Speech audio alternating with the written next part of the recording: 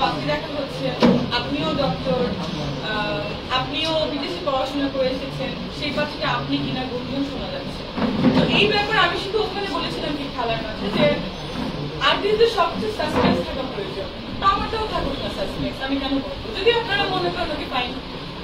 তো আমি এটাই চেয়েছিলাম যে আমি কয়দিন পরে এটাকে নিয়ে শাকিব ভাইকে নিয়ে নাচে নিয়ে কেন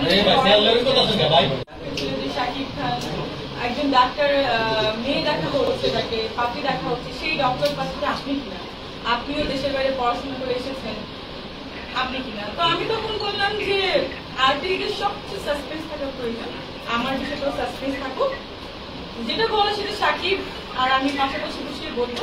বিয়ের ব্যাপারে হতে পারে, সিনেমার ব্যাপারে হতে পারে, আবার কোনো কিছু নাও হতে পারে। আমি কিন্তু সেটাই বলেছি। আমাকে বারবার প্রশ্ন করার জন্য আমি হেসে জাস্ট একটু কিউরিয়াসিটি রাখার চেষ্টা করেছিলাম, স্বাভাবিক ব্যাপার। যেমন আপনারাও হেডলাইন করেন এমন এমন ব্যাপার, কিছু লিখে প্রশ্ন বদল দেন, তৃতীয় বলি, আমরাও তো কিউরিয়াসিটি রাখতে পারি। তো আরেকটা ব্যাপার হচ্ছে, আরেকটা নিউজ আমি দেখলাম কেউ কেউ লিখেছে আমি নাকি প্রেগনেন্ট।